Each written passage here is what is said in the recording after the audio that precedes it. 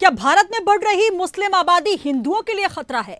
क्या भारत की जनसंख्या का परिवर्तन देश के लिए बड़ा खतरा है? और क्या देश में मुस्लिम आबादी बढ़ने से गृह युद्ध की स्थिति पैदा हो जाएगी? ये तमाम सवाल बीजेपी के वरिष्ठ नेता कैलाश विजयवर्गीय के एक दावे के बाद खड़े हो रहे हैं।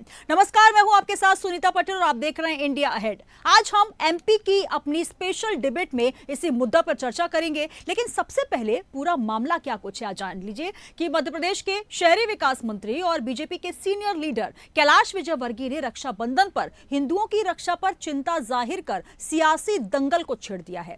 क्या कुछ दावा किया है कैलाश विजयवर्गीय ने, आइए ग्राफिक्स के जरिए समझने का प्रयास करते हैं। तो बढ़ती आबादी पर कैलाश विजयवर्गीय की चिंता, लगातार बढ़ रही है मुस्लिम आबादी।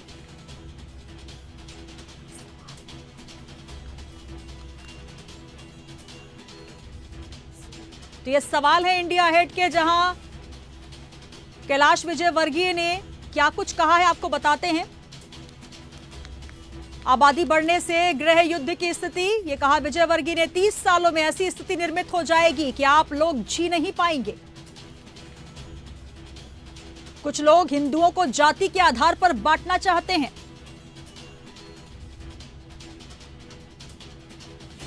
ताकि वे अंग्रेजों की फूट डालो राज करो की नीति का इस्तेमाल कर सत्ता को हासिल कर सकें। हिंदू शब्द को मजबूत करने पर काम करना चाहिए। जनसंख्या परिवर्तन के लिए खतरा।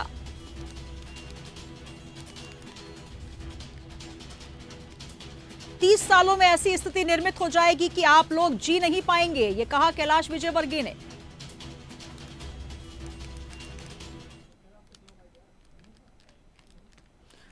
तो आपने जाना क्या कुछ है मुद्दा, और आपको अब सुनवाते हैं कि क्या कुछ कहा कैलाश विजयवर्गीय ने, जिसको लेकर अब राजनीतिक हलकों में सियासी वार पलटवार शुरू हो चुका है। 30 साल बाद इस देश के अंदर गृह युद्ध प्रारंभ हो जाएगा। 30 साल बाद आप लोग रह नहीं पाएंगे, ऐसी स्थिति बन सकती है। जिस प्रकार की हमारे देश के अंदर डेमोग्राफी बदल रही है, हमें इसके ऊपर विचार करना है, चिंतन करना है, और जो एक हिंदू शब्द है ये कैसे मजबूत हो, उसके लिए काम करना चाहिए। हमें आवश्यकता है, क्योंकि आज के समय में समाज को लोग जाति के आधार पर बांट रहे हैं। हमारी जवाबदारी है, समाज संगठित होगा, समाज ताकतवर होगा तो देश ताकतवर होगा। देश ताकतवर बने, इसके लिए समाज को ताकतवर बनाना ज़रूरी है, और समाज ताकतवर बने इसलिए जातिवाद के बंधन से मुक्त होना चाहिए, ऐसा मेरा मानना। मैं आप सबको बहुत बहुत बधाई देता हूँ, शुभकामनाएं। तो लगातार प्रतिक्रियाएं भी आ रही हैं, चलिए आपको प्रतिक्रियाएं सुनाते हैं इस पूरे मुद्दे पर। अब क्या कुछ बयानबाजियां हो रही हैं।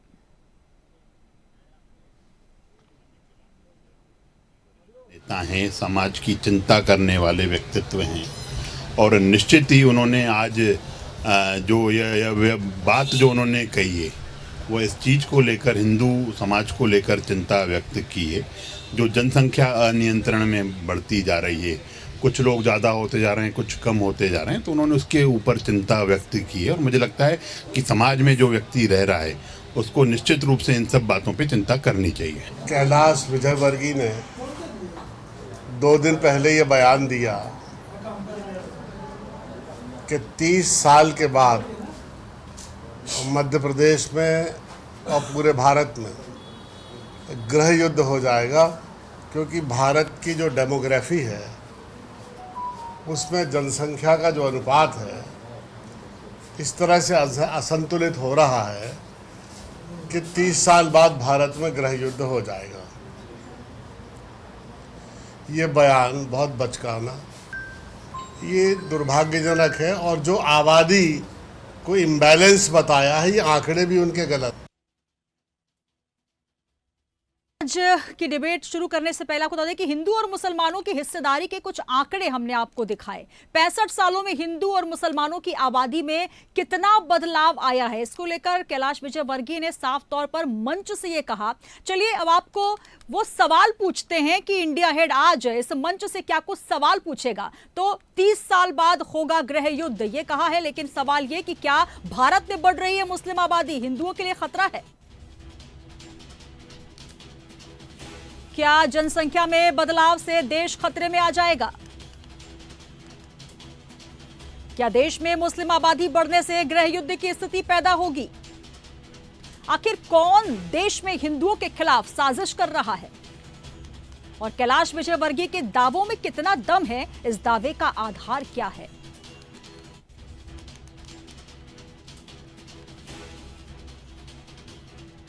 तो क्या भारत में बढ़ रही है मुस्लिम आबादी जो हिंदुओं के लिए खतरा बन रहा है?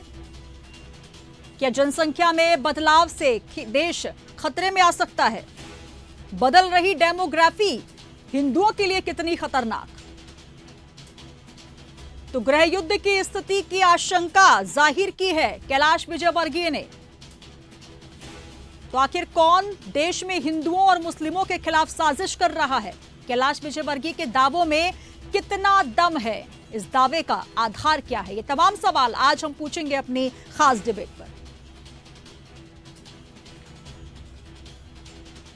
तो डेमोग्राफी बदल रही है, हिंदुओं पर डेमोग्राफी वाला खतरा मंडरा रहा है कि तमाम आशंकाएं जाहिर की गई हैं। इस पर कितना इसको आधार और तथ्य इस पर बताया जाए, ये भी हम चर्चा करेंगे। हमारे साथ तमाम मेहमान जुड़ेंगे। क्या देश में मुस्लिम आबादी बढ़ने से हिंदुओं को खतरा हो रहा है और जाति से मुक्त होकर संगठित होना जरूरी है, यह भी कहा कैबिनेट मंत्री कैलाश विजयवर्गीय ने।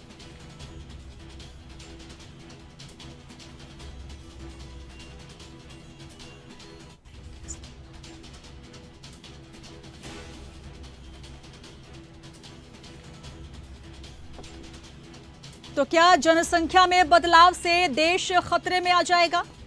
और तमाम मेहमान हमारे साथ जुड़ेंगे। आइए मैं आपका परिचय करा देती हूं। हमारे साथ बीजेपी से जुड़ेंगे अजय धवले जी और साथ ही कांग्रेस से हमें ज्वाइन करेंगे समर सिंह जी। तो हमारे साथ मेहमान जुड़ चुके हैं। सबसे पहले बीजेपी से अजय धवले जी, बहुत स्वागत है आपका इंडिया हेड में।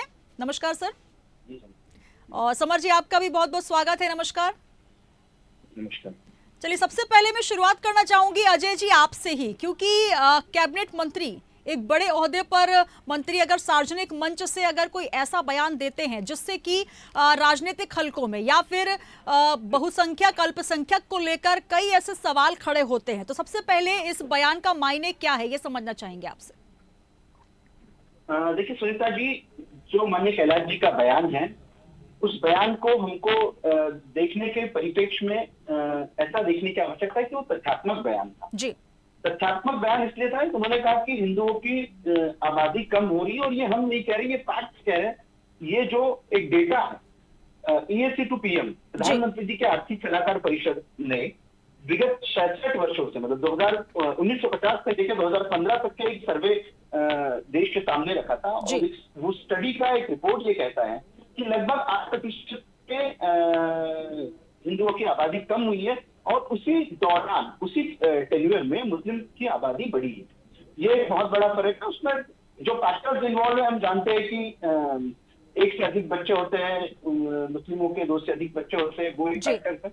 देश के कुछ ऐसे राज्य है, पर्टिकुलरली हम बात करें तो पश्चिम बंगाल की कर ले, असम की बात कर ले, हम उत्तराखंड की कुछ अजय जी आंकड़े तो सब हमने देखे, लेकिन गृह युद्ध की आशंका हो जाएगी इसको लेकर। हालांकि अब कांग्रेस इसके विपक्ष में कह रही है, लेकिन गृह युद्ध की स्थिति बन रही है ऐसा आप कह रहे हैं। तो इस बात को कितना स्वीकार करते हैं आप, और कितना तथ्यों पर आधारित ये बात कैलाश विजयवर्गीय जी ने की है?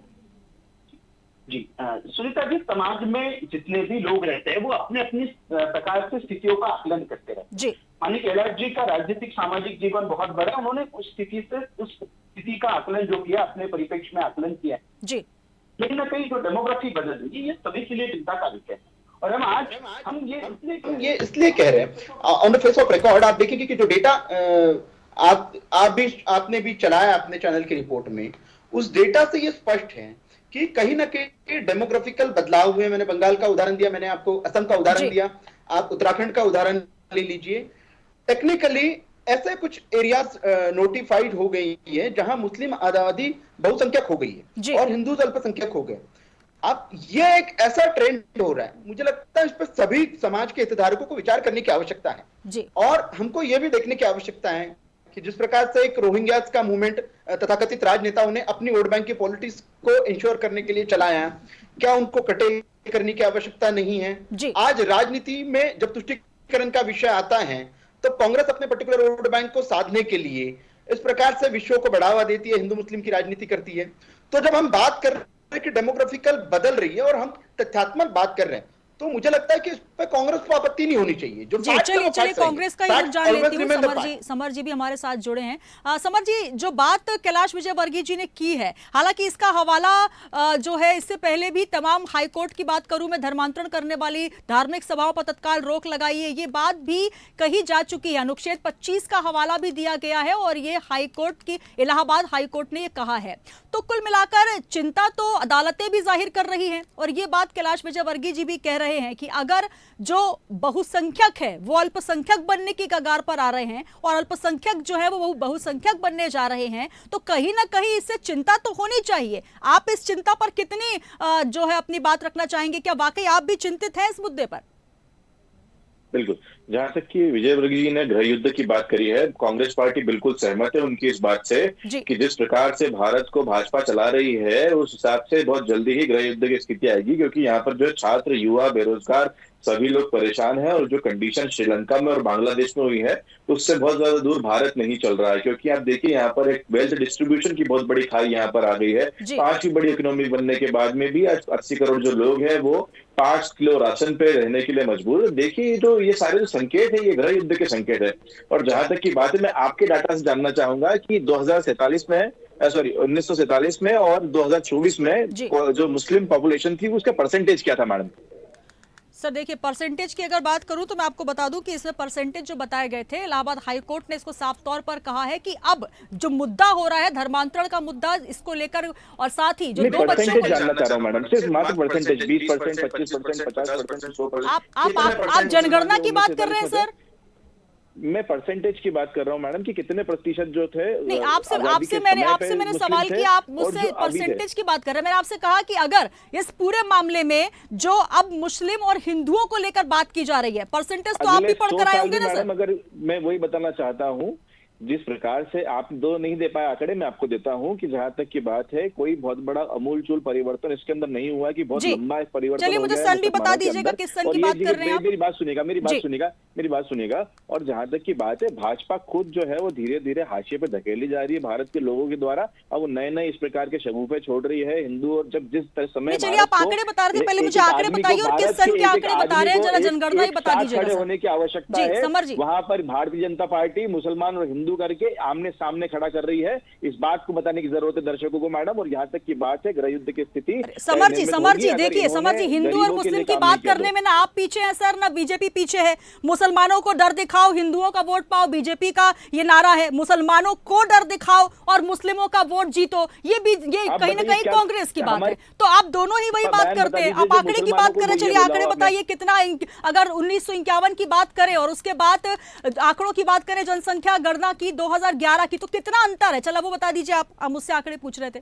मैं तो आपके आंकड़े जानकारी लेना चाहता हूँ मैडम। मेरे हिसाब से तो 24% और 14% है जी। ठीक है, आपके आंकड़े में कितना? 1951 की जनगणना की बात करें तो हिंदुओं की आबादी 30 करोड़ थी सर, 84% ये था आंकड़ा। उसके बाद अगर बात की जाए 2011 की तो 121 करोड़ हिंदू हुए। मुसलमानों का जो आंकड़ा बढ़कर हुआ है वो आंकड़ा हो गया है 17 करोड़ का, जो कि पहले 3.5 करोड़ था। तो आंकड़े तो बढ़े हैं। और आंकड़ों की बात अगर कर रही है बीजेपी, लेकिन यहाँ पर हिंदू मुस्लिम जी 4 गुना हिंदू बढ़ रहे हैं और 3 करोड़ अगर मुसलमान, 3.5 करोड़ मुसलमान अगर 4 गुना होते हैं तो कितना होता है? लगभग उतना ही तो है। कहाँ इसमें फर्क है? नहीं, वही मैंने आपको बताया ना, आप मुझसे आंकड़े पूछे थे, आंकड़े मैंने बता दिए। लेकिन यहाँ बात ये हो रही है कि गृह युद्ध की तरफ बढ़ रहे हैं, ये कैलाश विजयवर्गीय जी ने कहा है। मैडम बिल्कुल बढ़ रहे हैं, बिल्कुल बढ़ रहे हैं। हम भी इसको मानते हैं। बढ़ रहे हैं। यहाँ पर गरीब गरीब होता जा रहा है, गरीब का पेट पीठ से चिपकता जा रहा है, युवाओं को रोजगार नहीं है, बेरोजगार लोग घूम रहे हैं, अग्निवीर यहाँ पर ज्वेलरी की शॉप को लूटना चालू कर दिए हैं।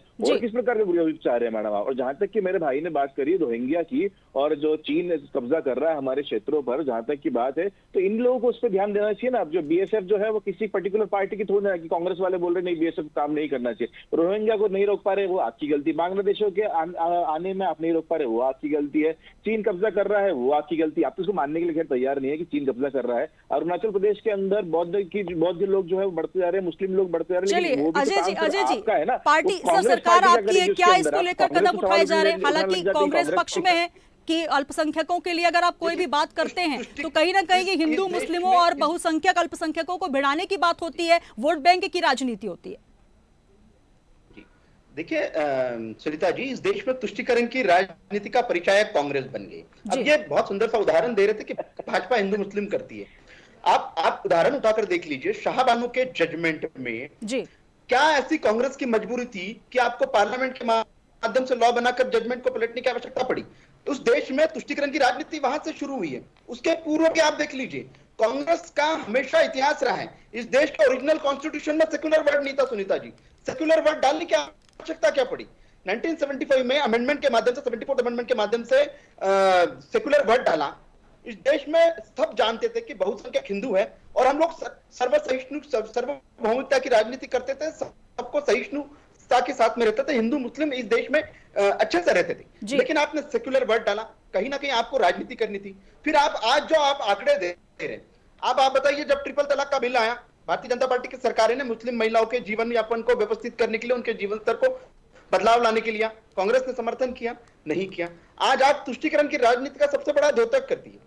ये भारतीय जनता पार्टी पे आरोप लगाते कि भारतीय जनता पार्टी गृह उद्योग की ओर देश को लेके जा रही है। यही कांग्रेस बता दे, जब आज आप सेक्युलर सिविल कोड की बात प्रधानमंत्री जी ने लाल किले की प्राचीर से की है, क्या कांग्रेस बचा पा रही है? कांग्रेस आज भी विरोध में है। हम आर्टिकल 370 के एब्रोगेशन की बात करते थे, हम कश्मीर में कश्मीरी पंडितों के जो विस्थापन हुआ था उसको स्थापना की बात कर रहे हैं, हम वहां जो मुस्लिम परिवार रह रहे हैं उनके अच्छे से जीवन यापन की बात कर रहे हैं। कांग्रेस इन सारे बातों के विरोध में है। इनकी इंडिया अलायंस की पार्टनर अजय जी लेकिन सबसे बड़ा सवाल ये है कि दोनों ही पार्टियां जो है अलग अलग गाइडलाइन पे बात कर रही है। अगर आप सिर्फ देश के हित की बात कर रहे हैं कि अगर हम देखें पाकिस्तान में, अफगानिस्तान में, बांग्लादेश में जिस तरीके के हालात हुए हैं, जहां पर आबादी जो कि बहुसंख्यक हो रही है अल्पसंख्यकों से, अब ये आबादी जब बढ़ रही है और वहां पर इस तरीके की अगर हिंसात्मक वारदातें हो रही हैं जिसका खामियाजा हाल ही बांग्लादेश ने जो है भुगता है, और इसको लेकर यह भी कहा जा रहा है कि जाति के आधार पर कोई गणना नहीं होनी चाहिए, बल्कि किस तरीके से हालात है देश के, जाति बंधन से मुक्त होकर संगठित होना जरूरी है। यहां पर हर बात जो बात आ जाती है कि अल्पसंख्यक और बहुसंख्यक, हिंदू और मुस्लिम, सबसे ज्यादा जो बात होनी चाहिए विकास की होनी चाहिए, कौन पिछड़ा है ये बात होनी चाहिए, किनको नौकरी नहीं मिली, बेरोजगारी की बात होनी चाहिए। लेकिन सबसे बड़ा सवाल यहां पर ये हो जाता है, और अगर एंट्रीज की बात हो रही है, रोहिंग्यास की बात हो रही है, मुस्लिम कंट्रीज से अगर कोई यहां पर आ रहा है तो उसको लेकर जब बात होती है तो सरकार को इसके लिए पहले से अलर्ट होना चाहिए। आपकी ही सरकार है सर। देखिए, एनआरसी की हमने जब बात की तो उसमें यही इंश्योर किया गया कि भारत के जो नागरिक है उनके मॉनिटरिंग के लिए एक नेशनल सिटीजनशिप रजिस्टर होने की आवश्यकता है। विरोध किसने किया? कांग्रेस को दिक्कत क्यों है? जब मुस्लिमों के विषय आते हैं या उनके जीवन यापन को व्यवस्थित करने का विषय आता है, कांग्रेस को वोट बैंक की राजनीति दिख जाती है। अभी वक्फ बोर्ड का विषय जब आया था कि उसके लिए एक व्यवस्थित मैकेनिज्म बनाने की कोशिश करेंगे। उनका कहना है ना कि आप लोग विषय पर बात नहीं करते, सीधे फरमान जारी कर देते हैं। ये पहले भी कहा था उन्होंने कि इस मुद्दे पर पहले चर्चा होनी चाहिए। ये पहली बार नहीं हुआ है, पहली बार नहीं हुआ है कि सरकार ने कोई लॉ लाया और वो कानून जेपीसी में गया। इसके पूर्व में भी ये इतिहास रहा है। कांग्रेस को आप पूछ लीजिए कि तुष्टीकरण की राजनीति का द्योतक क्यों बनना चाह रही है? जब सरकार अगर किसी धर्म विशेष की बात करने की जगह सबकी बात कर रही है, सबका साथ सबका विकास की बात कर रही है, तब इनको धर्म विशेष की राजनीति कहां पसंद आती है? क्यों ना धर्म विशेष के प्रति स्नेह हो जाता है?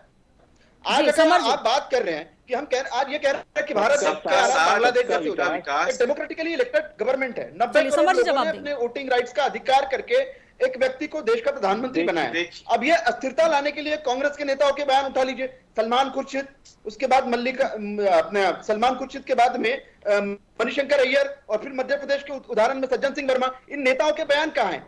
कि देश अराजकता की ओर ले जाने की बात कर रहे हैं, और हम यही कर रहे हैं। ये जो अजय जी, जो मुद्दा है वहां से घूम कर दूसरे मुद्दे पर आप आ जा रहे हैं। देखिए भाजपा की बातों में सबका साथ सबका विकास दिखता है, लेकिन उत्तर प्रदेश के अंदर चुनाव होते हैं, वहां पर एक किसी धर्म के लोगों को जो बुर्का पहन के महिला जाती है उनको लठ मार मार के भगा दिया जाता है, ये भी हमने देखा है। जहां तक की बात है, भाजपा पार्टी इतनी झूठी और फरेबी पार्टी है, इनकी बात को जहां पर ये पानी बताया वहां पर कीचड़ भी नहीं मिलता है, सही बात तो ये है।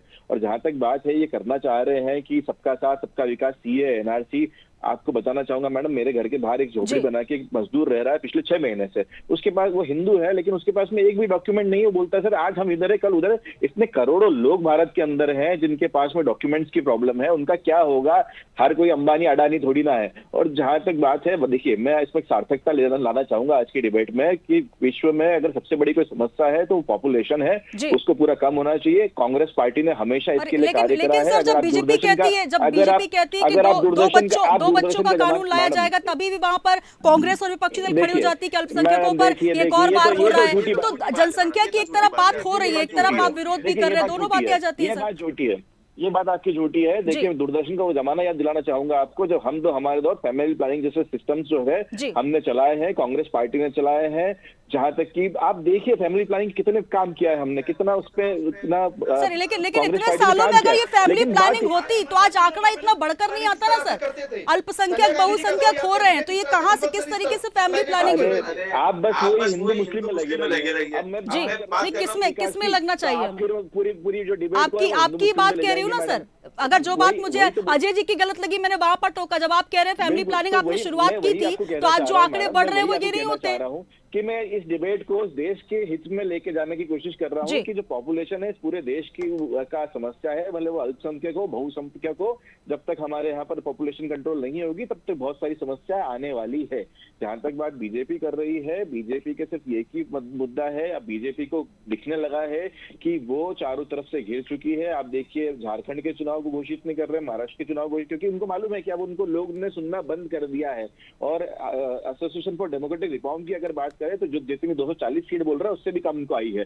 अगर इन्होंने इसको पेयर करा तो बहुत सारी चीजें मैडम ऐसी है, बीजेपी जो है वो चारों तरफ से घिर चुकी है। और फिर से ही अपने आप को स्थापित करने के लिए, अपने जो हिंदूवादी वोट बैंक है उसको क्या बोलते हैं रिझाने के लिए, उनकी बात करने के लिए एक सोच जो है मुसलमानों को हिंदुओं को और हिंदुओं को मुसलमान के खिलाफ खड़े कर देते। कभी आप इनकी डिबेट सुनिए, कभी इन्होंने बोला कि हम आज रोजगार पे चर्चा करेंगे, आज रोजगार के ऊपर बात करेंगे, कोई रोजगार पे बात नहीं होती है। जो 5 करोड़ लोग 5 करोड़ लाख 80 करोड़ लोग जो है 5 किलो राशन पे रहे, उनकी कोई बात नहीं होती है। यहाँ पर कोई काम की बात नहीं होती है। भारतीय जनता पार्टी सुबह से लेकर शाम तक बस ये सोचती रहती कौन सा जुमला आज फेंके, भक्तों को कहाँ पर इंगेज रखें, और उसके अलावा कोई काम नहीं करते। मैंने बताया रोहिंग्या आते हैं, अगर चीन कब्जा कर रहा है या कहीं से आ रहे हैं, तो आपका काम है इसको रोकना, उसके अंदर भी ये नाकाम है। सिर्फ बात कर सकते हैं, बात करके लोगों को चलिए अजय जी जवाब दे दीजिए, बहुत सारे इल्जाम लग गए आप पर एक साथ करेंगे। और जहाँ तक बात है 370 की, जहाँ तक बात है धारा 370 की, बताना चाहूंगा मैडम, यहाँ पर बिहार का पानीपुरी वाला जो है उसको वहाँ के मिलिटेंट्स मार रहे हैं। राजस्थान का जो बैंकर था, बैंक मैनेजर जो काम करता था, उसको आगे मिलिटेंट मार रहे हैं। जो मूल समस्या थी वो वहीं के वहीं है, मिलिटेंसी खत्म नहीं हुई है। 370 हटाने के बाद वो करना था। आज हम 80 करोड़ लोगों को राशन दे रहे हैं, धमकी की चोट पर बता रहे कि उन्हें राशन की आवश्यकता क्यों है। हम देश की बात कर रहे हैं, विकसित भारत की बात कर रहे हैं। मध्य प्रदेश की जनता, देश की जनता समझदार है, इसलिए भारतीय जनता पार्टी की 40 लाख करोड़ रुपए जो है, आप 40 लाख करोड़ रुपए आप अडानी और अंबानी की बात कर सकते हैं, लेकिन क्या है जो गरीब है उसको सिर्फ 5 किलो राशन देंगे आप लोग। विपक्ष में बैठे हैं, विपक्ष जैसा व्यवहार कीजिए। आपको देश की जनता ने विपक्ष में बिठाया, मध्य प्रदेश की जनता ने विपक्ष में बिठाया। सत्ता प्राप्ति का जो सुख 50 साल आप सत्ता प्राप्त करना चाहते थे, आप इस तरह 99 आपकी 99 सीटें आई है, आप ऐसा करते देश की जनता ने आपको जिता दीजिए। ये हिंदू मुस्लिम की राजनीति करने की वजह से आज आपकी ये स्थिति हुई है। अरे हिंदू मुस्लिम की राजनीति, ये पूरी दुनिया की हिंदू मुस्लिम की राजनीति कौन करता है? छोटे से देशों में इसमें 20 लाख लोग रख दोगे, वो देश से ही पूछेगा कि दुनिया के अंदर उससे हिंदू मुस्लिम की खाई किसने करी है, तो वो आपकी पार्टी झूठ बोलने में देश का सबसे बड़ा राजनीतिक दल अब स्थिति ये हो गई है कि 100 सीटें नहीं आ रही है। चलिए अजय जी समर जी, समय की कमी है। सबसे महत्वपूर्ण बात जो बयान कैलाश विजयवर्गीय जी ने दिया है, उन्होंने चिंता जाहिर जाहिर की है कि 30 वर्षों में गृह युद्ध जैसी स्थिति हो जाएगी। हिंदू मुस्लिम का जो आंकड़ा लगातार जिसपे एक अंतर देखा जा रहा है, जो अल्पसंख्यक थे, जो कि हिंदू राष्ट्र की बात भी लगातार की जा रही है बीजेपी की तरफ से, और साथ ही अब एक और चिंता यहाँ पर बीच में और डेमोग्राफी, क्योंकि डेमोग्राफी शब्द का इस्तेमाल जो है इलाहाबाद अदालत भी कर चुकी है और ये साफ तौर पर कहा गया है कि डेमोग्राफी जो बढ़ रही है वो निश्चित तौर पर उसको लेकर चिंता जाहिर की जानी चाहिए। लेकिन गृह युद्ध जैसे हालात अगर बन रहे हैं तो सरकार को इसके लिए चिंतित होना चाहिए, बीजेपी को चिंतित होना चाहिए। और सबसे बड़ा सवाल, आप जब सवाल उठा रहे हैं तो सबसे बड़ा इशारा भी आपकी तरफ अजय जी हो रहा है, क्योंकि आप सरकार पर है और अगर आप ही ये चिंता जाहिर कर रहे हैं तो कोई कदम क्यों नहीं उठा पा रहे इसको लेकर। महाराणा प्रताप का जिक्र किया गया, जाति बंधन का मुक्त करने की बात की गई, साथ ही हिंदुओं को मजबूती देने की बात की गई, लेकिन सबसे बड़ा सवाल ये हिंदू मुस्लिम की राजनीति कब तक चलेगी। अगर आपको कोई रूल्स रेगुलेशंस लाने हैं तो एज अ सरकार आप वो ला सकते हैं और इसको लेकर इस तरीके की राजनीति नहीं होनी चाहिए सर। अरे आपने देखा सुनीता जी, सीए और एनआरसी पे किस प्रकार की राजनीति हो गई थी, शाहीन बाग किस प्रकार से साल भर के लिए घेर के रखा था और किन लोगों को किसका समर्थन था, ये देश ने देखा। तो हिंदू मुस्लिम की राजनीति देश ने कांग्रेस के बाहर बोल दिया है। आप अगर इसकी बात करेंगे तो आज ये वास्तविक मुद्दों पर राजनीति नहीं करना चाहते। हम कहते देखते भारत पे बात कीजिए, उसका चुनाव लड़िए, जनता ने जनादेश दिया है और इसी मुद्दे पे जनादेश दिया है। आप अगर आपको चुनाव में देश की जनता जिता देती, आपके मुद्दों पे रहती, आपके साथ में रहती, तो हम मानते कि देश आज वास्तविकता में ईवीएम को बहुत आसान है, हमें दीजिए कभी मौका। और जहां तक की बात है मैडम, बताना चाहूंगा, मैं अपनी 2 लाइन बोलना चाहूंगा कि जैसे जाति बंधन का बोला है, तो मैं चाहूंगा कि जो जितने भी नेता हैं भाजपा के, वो अपने बच्चों की शादियां दलितों में करें, हमको उससे कोई समस्या नहीं है, क्योंकि जाति बंधन को खत्म करना चाहते, लेकिन वो भी नहीं करेंगे। और जहां तक बात है गृह युद्ध की, बिल्कुल हिंदू मुस्लिम लड़ेंगे, इनके खिलाफ लड़ेंगे, एकजुट होकर हिंदू और मुस्लिम लड़ेगा जब तक कि उसको उसका हक नहीं मिल जाता है। आप जो बात कह रहे हैं समर जी, क्या आप आनंद लेना चाह रहे हैं? आप कह रहे हैं कि आप पहले शुरुआत में आपने यही कहा कि हिंदू मुस्लिम लड़ेंगे, अभी भी आप यही कह रहे हैं। सर आपकी भी जिम्मेदारी है ना सर विपक्ष में रहने के नाते, क्या आप तमाशा देखना चाहते हैं हिंदू मुस्लिम लड़ेंगे, हिंदू राष्ट्र और मुस्लिम राष्ट्र को लेकर? और मिलकर सर विपक्ष होने के नाते जिम्मेदारी से तो बात कीजिए सर, जिम्मेदारी से तो बात कीजिए सर। मैंने कहा है हिंदू मुस्लिम लड़ेंगे, एक साथ मिलकर लड़ेंगे और भाजपा के खिलाफ लड़ेंगे, नौकरी के लड़ेंगे। चलिए सर, समय की कमी है, आप दोनों मेहमान हमारे साथ जुड़े। जी चलिए समर जी, बहुत बहुत शुक्रिया हमारे साथ जुड़ने के लिए। अजय धवले जी बीजेपी से हमारे साथ जुड़े और सबसे बड़ा सवाल, क्योंकि सवाल उठाया है बीजेपी के एक कद्दावर नेता, कैबिनेट मंत्री, भाजपा के वरिष्ठ नेता कैलाश विजयवर्गीय ने, और सवाल जब उठा है तो निश्चित तौर पर इसको लेकर सुगबुगाहट भी है। उन्होंने साफ तौर पर कहा है कि हिंदुओं को मजबूत होना चाहिए, 30 साल बाद गृह युद्ध जैसी स्थिति हो जाएगी। जो डेमोग्राफी में बदलाव हो रहा है उसको लेकर अब मुसलमानों और हिंदुओं में कहीं ना कहीं आबादी का जो खतरा है वो मंडरा रहा है। तो क्या भारत में बढ़ रही आबादी हिंदुओं के लिए खतरा है? बहुत शुक्रिया हमारे साथ दोनों मेहमानों का। और अब ये सवाल जो है लगातार ये राजनीतिक गलियारों में देखा जा रहा है, क्या भारत की जनसंख्या का परिवर्तन देश के लिए बड़ा खतरा है? क्या बांग्लादेश पाकिस्तान जैसी स्थिति इंडिया में भी हो सकती है, भारत में भी हो सकती है? क्या देश में मुस्लिम आबादी बढ़ने से गृह युद्ध की स्थिति पैदा होगी? ये बड़ा सवाल खड़ा कर दिया है कैलाश विजयवर्गीय ने। अब देखना होगा कि आगामी समय में इसको लेकर क्या कुछ राजनीति होती है। हमें दीजिए इजाजत, आप बने रहिए इंडिया अहेड के साथ।